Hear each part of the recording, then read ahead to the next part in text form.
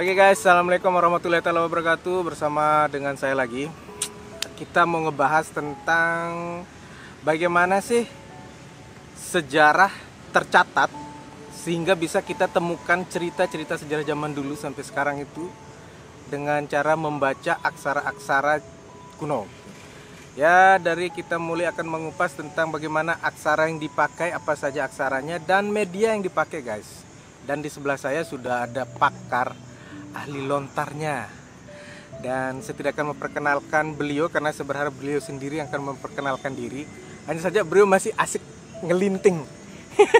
Jadi ini ngelinting ini adalah sebuah seni untuk bagaimana kita bisa menikmati sesuatu yang membuat nyaman di adrenalin kita. Jadi beliau sedang sibuk itu, saya ngoceh sedikit bahwa tema yang akan kita angkat saat ini mengupas sejarah literasi di Lombok, di mana kita tahu bahwa banyak babat, serat, dan cerita-cerita yang sampai saat ini kita juga masih bertanya-tanya gitu.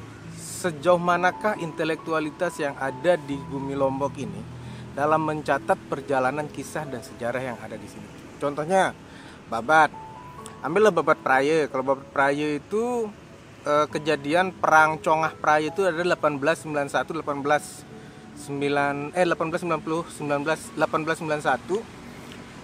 Nah, kapan ditulisnya, kapan dicatatnya sejarah itu, babat itu gitu. Jadi nanti akan kita coba kupas pelan-pelan. Kenapa media yang dipakai harus lontar? Apakah zaman itu belum ada kertas? Dan karena kita tahu juga penyebaran Islam di Lombok adalah pasti dengan menggunakan bahasa Arab. Nah, kenapa tidak ditulis Arab Melayu? Pak Doktor yang akan menjelaskan. Tapi sebelum itu tunggu beliau sedang melinting. Oh ya, lokasi kita ini adalah di lapangan Tastura. Jadi di sini adem, taman, hijau banget guys, dan alhamdulillah cuaca cerah sehingga kita fokus di sini untuk tempat kita ngobrolin tentang bagaimana sih literasi zaman dulu. Terutama saya tertarik banget dengan bertanya-tanya terkait lontar ini guys. Kenapa harus lontar? Kenapa tidak menggunakan kulit misalnya, atau lempengan emas, perak, atau yang kayak begitulah. Tapi kenapa harus lontar? Ready bro? Ready. Lagi asik. Asik menikmati. Saya ada korek. Dan.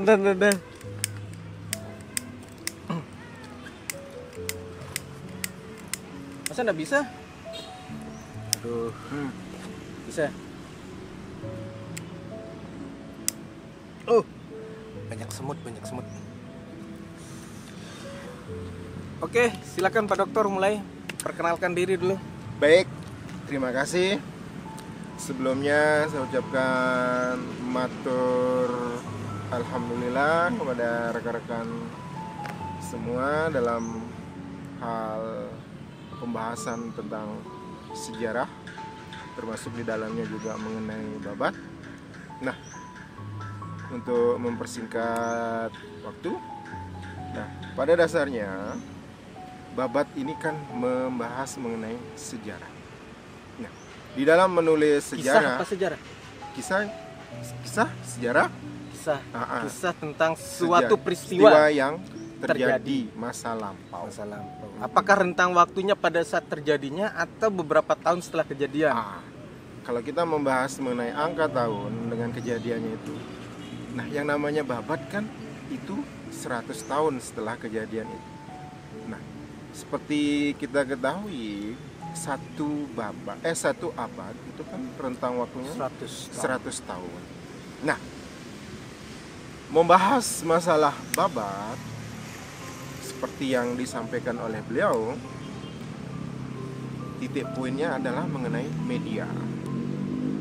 Kenapa zaman dulu tidak menggunakan kertas?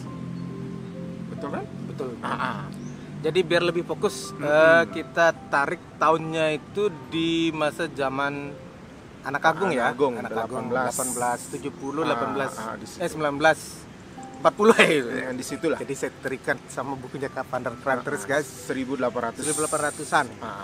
Padahal zaman itu kan sudah ada Kertas. Udah ada pena segala macam. segala kan. tinta apa segala macam. Bahkan anak Agung menulis surat ke Belanda kan sudah menggunakan kertas. Nah, kenapa yang sekarang ini malah kita anggap sebagai suatu yang menarik adalah babat yang ditulis di atas daun lontar. Bentar. Oke. Tidak kertas gitu kan. Nah, kalau kita membahas itu, bagaimanapun juga orang-orang tua kita dulu yang lebih diutamakan adalah karya seni di dalam menulis. Catat guys, karya seni. Berarti Karya di seni. sini adalah kata pujangga itu. Di situ. Seorang yang romantis, seorang yang mempunyai intelektual terkait bidang tata bahasa, sastra terutama kan. Penulisannya itu karena menggunakan tulisan seni. Tadi itu harus diingat ya, bahasa seni. Jadi babat itu adalah sebuah karya tulis yang mengandung nilai sastra dulu. Ini yang kita harus garis bawahi dulu ya. Nilai sastra. Oke, lanjut Pak Dokter. Nah, membahasakan karya seni banyak kita ketemukan di masyarakat.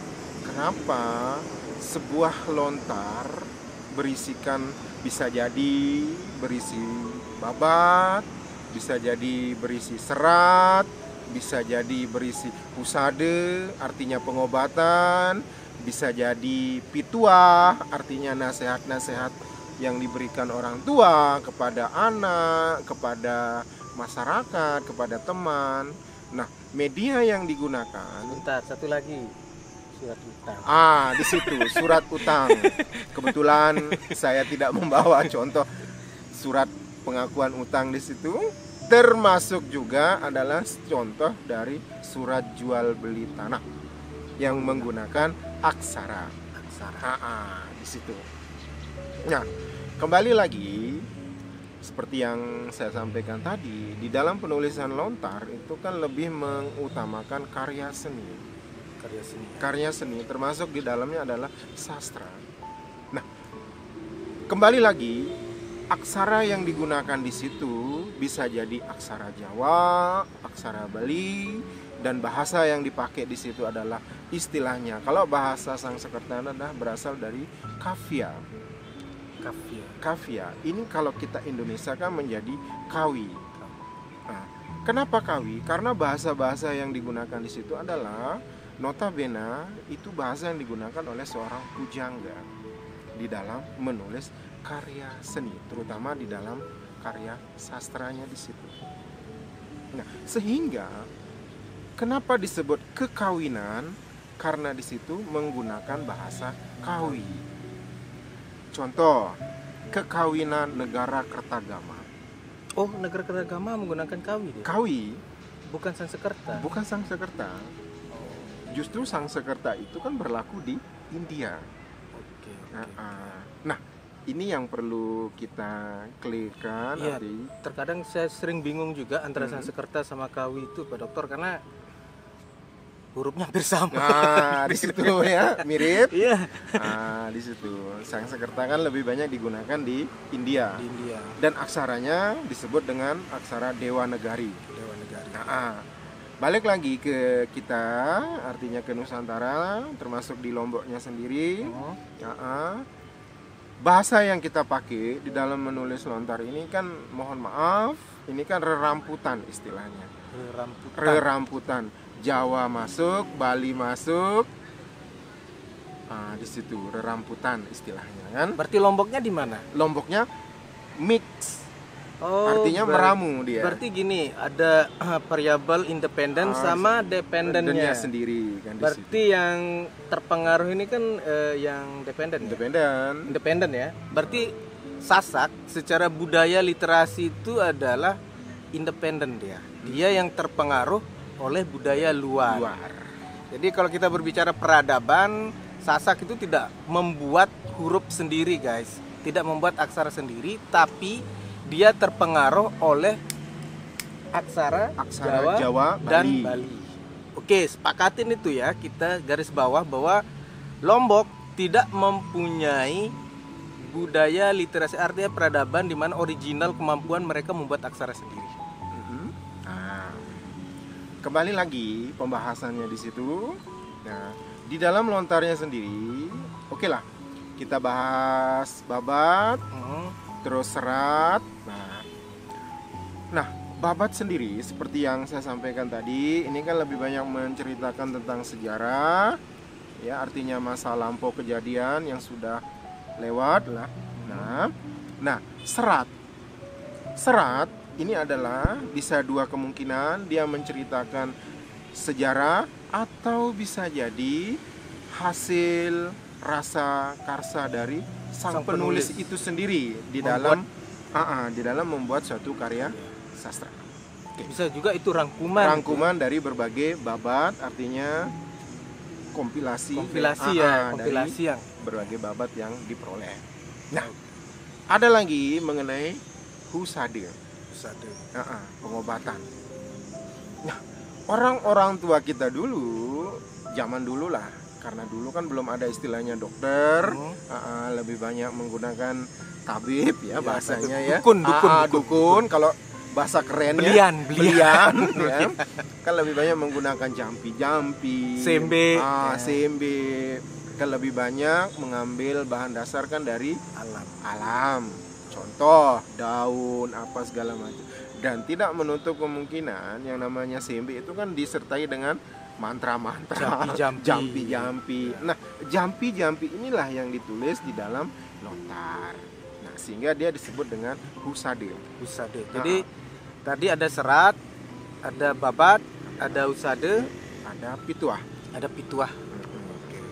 Jadi husade itu guys berisi tentang mantra jampi-jampi pengobatan, khusus pengobatan. Nah, kalau mantra-mantra tentang kekebalan, kesaktian itu apa namanya? Nah, itu kan termasuk di dalam, tidak menutup kemungkinan di dalam pituahnya nanti di situ.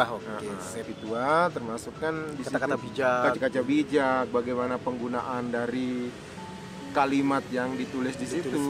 Nah, kan di situ. Jadi ini udah sedikit ada gambaran buat kita dari Pak Dokter terkait dengan penjelasan dari fungsi literasi pada zaman dulu. Nah, kita kembali lagi ke awal. Tadi diceritakan bahwa Anak Agung menulis surat itu menggunakan kertas. Kenapa tidak menggunakan lontar? Nah, kenapa zaman dulu Anak Agung lebih menggunakan kertas? Ini analisis saya pribadi, kenapa Anak Agung di situ? Karena ya apa bahasanya, ya lebih modern lah zaman itu. Iya, karena dia juga ketemu dengan orang luar gitu kan, menulis ke Belanda. Belanda sudah mengenal kertas kan. Masa dibilang lo kok masih ketinggalan zaman, kok nggak gaul banget gitu kan. Padahal Lombok itu kan suatu kerajaan, sebuah kerajaan yang sudah tenar gitu, karena banyak hubungan internasional juga di pelabuhan perdagangan terutama terkait dengan perdagangan, sehingga tidak menutup kemungkinan raja bisa membeli kertas, tidak menggunakan lontar lagi. Nah, kembali lagi guys. Jadi ketika zaman itu Anak Agung sudah menggunakan kertas menulis surat ke gubernur jenderal yang ada di Batavia maupun yang ada residen di Bali. Yang menariknya adalah kenapa lontar ini selalu ditulis dengan aksara Kawi. Tidak menulis, misalnya yang saya tahu di suratnya Anak Agung itu menggunakan bahasa Arab Melayu, ditulis Arab Melayu di atas kertas. Sedangkan kita tahu bahwa Islam masuk ke Lombok itu katanya sudah lama. Penyebaran agama Islam itu sudah lama di Lombok, tapi tidak pernah saya temukan satu lemper istilahnya ya, satu lembar lontar yang menulis tentang ayat suci Al-Quran di atas lontar menggunakan bahasa tulisan yang ada di kitab suci Al-Quran. Selalu menggunakan Kawi. Dan bahasanya juga bahasa Kawi. Nah, setahu saya yang saya ketemukan di lapangan loh. Mm-mm. Kalau menggunakan Arab Melayu biasanya tuh di dalam hikayat biasanya. Tapi ditulisnya di atas kertas, Di atas kertas. di atas kulit, atau di atas lontar. Nah, kalau hikayat selama ini yang pernah saya lihat, mohon maaf, tidak berarti tidak menutup kemungkinan pernah ditulis di lontar Di juga. Cuman selama ini yang saya ketemukan itu kalau ditulis di kertas yang menggunakan Arab Melayu biasanya hikayat. Nah, kalau yang di lontar biasanya seperti yang saya sampaikan tadi. Nah, tetapi tidak menutup kemungkinan juga seperti yang kita ketemui zaman sekarang, ada yang namanya digitalisasi apa segala macam. Istilahnya kan disalin. Babat pun juga bisa ditulis di kertas. Iya. Tapi kita flashback yang ke belakang maksudnya Pak Dokter. Kembali lagi bahwa bicara literasi adalah pada zaman Anak Agung itu terkenal sekali, banyak ditemukan tulisan-tulisan di atas lontar gitu. Sampai katanya yang dibawa diangkut sama Belanda itu ribuan. Gitu. Nah, ini yang ditemukan di Puri Ukir Kawi, guys. Lontar-lontar itu. Sedangkan kita sendiri tahu bahwa Sasak juga punya literasi seperti itu. Intelektualnya Sasak tuh sampai di mana juga kita harus menelisik lebih dalam kan. Sehingga ada Babat Praya setelah runtuhannya kerajaan Mataram Cakranegara. Ada Babat, kalau Babat Sakri sama Babat Praya lebih tuan mana? Kita lihat dulu Periodisasinya. Oke lah, kita ambil Babat Praya ya. Babat Praya itu ditulis di atas lontar. Artinya ada intelektual yang dari orang Sasak sendiri yang menulis tentang itu kan. Cuman kita belum tahu periodisasi penulisannya itu berapa tahun setelah keruntuhan kejadian peristiwa. Apakah di tahun 19, di abad ke-19 atau sebelumnya. Banyak hal yang memang menjadi misteri terkait dengan penulisan Babat yang ada di Lombok. Terutama siapa penulisnya. Itu kan? Tidak tercantum ya. Padahal zaman Majapahit seperti kitab Negara Kertagama, ketahuan siapa penulisnya gitu, empunya siapa. Nah, yang di Lombok ini siapa penulisnya? Apakah itu hasil orang bayaran yang diminta ataukah orang yang memang pelaku daripada peristiwa itu atau orang dalam dari peristiwa itu? Karena ada sistem penulisan yang namanya biografi dan bibliografi. Kalau Babat itu lebih saya lihat sebagai bibliografi. Menceritakan perjalanan kisah orang lain, tokoh orang lain. Seperti halnya Babat Praya yang pernah kita baca juga ya, diskusikan bareng. Bahasa yang digunakan itu di terjemahan bukunya Lalu Gede Suparman tentang Babat Praya agak aneh juga sih, bro. Tidak menggunakan bahasanya sendiri. Tidak menggunakan bahasa Praya gitu, tidak menggunakan bahasa Praya atau bahasa Lau lah misalnya. Gitu. Tapi lebih banyak itu kosakata menggunakan bahasa Timur, Pak. Bahasa Barat dan Timur. Nengke, kelem, seperti itulah. Leka. Jadi leka, bahasa yang jarang digunakan oleh orang Praya maupun Lombok Tengah pada umumnya. Lombok Tengah lah pada umumnya. Sehingga kita pertanyakan, ini pesanan tulisan Babat ini Babat ini adalah pesanan atau apa gitu. Karena juga di sana dikisahkan yang sangat detail banget di Babat Praya ini, bagaimana ketika 7 orang apa 5 orang itu ya. 5 orang yang bertahan di dalam Masjid Jami. Ada Mami Bangkol, ada Mami Sapian, dan 2 orang yang tidak diketahui namanya. Ini pertanyaan yang luar biasa buat kita. Siapakah yang 2 orang yang tidak diketahui namanya? Padahal detail dari cerita bagaimana kejadian di dalam masjid mereka mempertahankan diri itu sampai jelas banget. Ada orang tua yang dekil yang memasak makanan buat mereka, ada anak kecil segala macam yang diceritain sangat detail. Tapi kok aneh ya, 2 orang ini nggak diketahui gitu. Apakah ada unsur politik membelurkan Politis. siapakah dua tokoh yang dua orang tidak mau disebutkan namanya ini? Tapi itu kembali ke kalian yang mencari tahu siapa dua orang tokoh itu. Yang jelas kita menelisik bagaimana menulis babat dan media yang dipakai. Tadi itu ada kertas dan ada lontar. Tapi huruf kawi lebih seni ditulis di atas lontar. Kenapa? Kenapa istilahnya babat lebih seni ditulis di atas lontar ketimbang di atas kertas. Seperti yang saya sampaikan tadi, nilai mohon maaf nilai magis, terus nilai ekonomi kalau kita bandingkan dengan sekarang. Oh ya, ekonomi kertas ya pada saat itu masih agak susah. Susah kita untuk memperoleh. Mungkin orang-orang tertentu yang bisa mendapatkan kertas zaman itu Belum tintanya. belum tintanya lagi, Penanya, betul. di situ. Sehingga mohon maaf masyarakat kita pada saat itu kan lebih apa bahasanya lebih efisien, lebih praktis menggunakan lontar ketimbang kertas Dan pena, tinta. di situ. Jadi secara literasi bangsa kita orang Sasak pada saat itu masih terbelakang lah ya. Secara ekonomi kita bicara ekonomi ini untuk membeli kertas dan mendapatkan itu agak susah kan.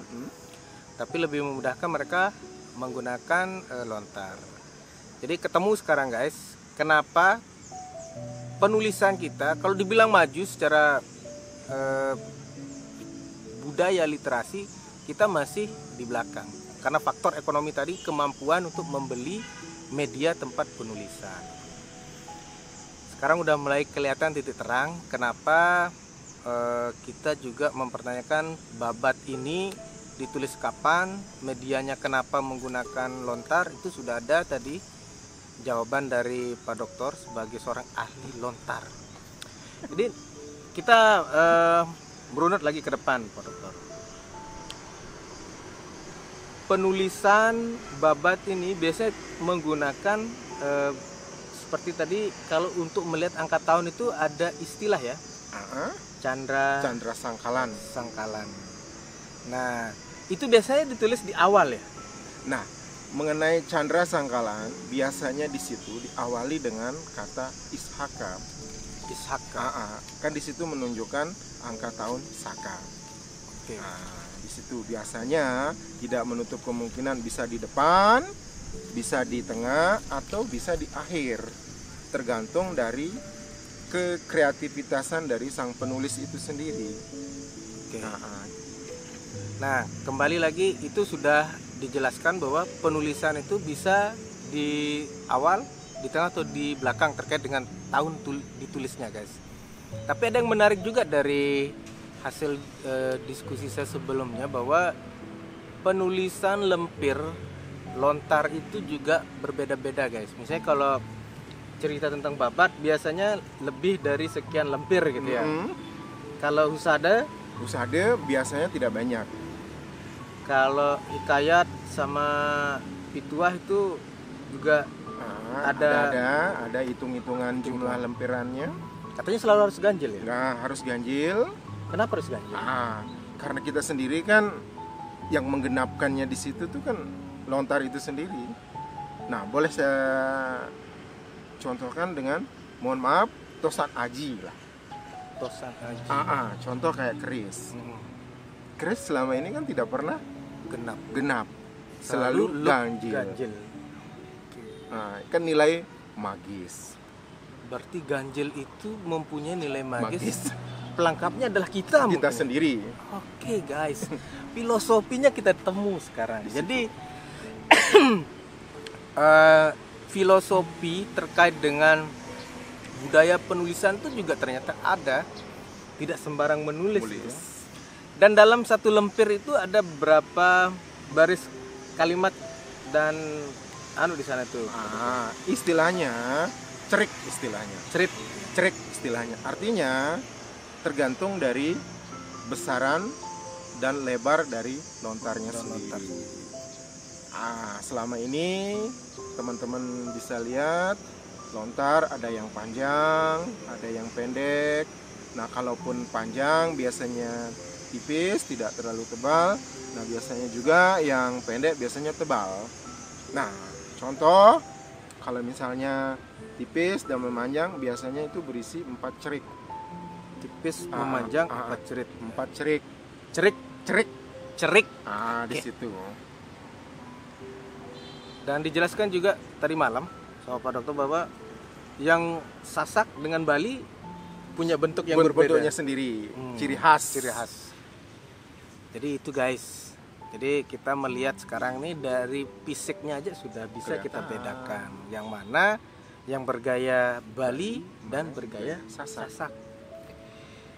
Ternyata ini ilmu yang luar biasa ya. Tapi saya harap kalian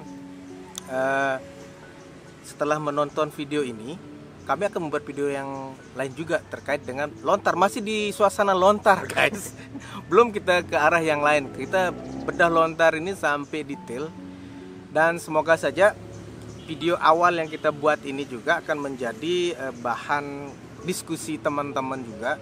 Kalau ada yang masih kurang lebihnya, ya kalian yang lebih memahami. Karena kalian adalah orang-orang yang hebat, yang selalu ingin mengetahui tentang sejarah Lombok. Oke Pak Dokter, mungkin untuk video ini kita cukupin di sini. Kita lanjut lagi di episode berikutnya. Thank you. Assalamualaikum warahmatullahi wabarakatuh. Dadah.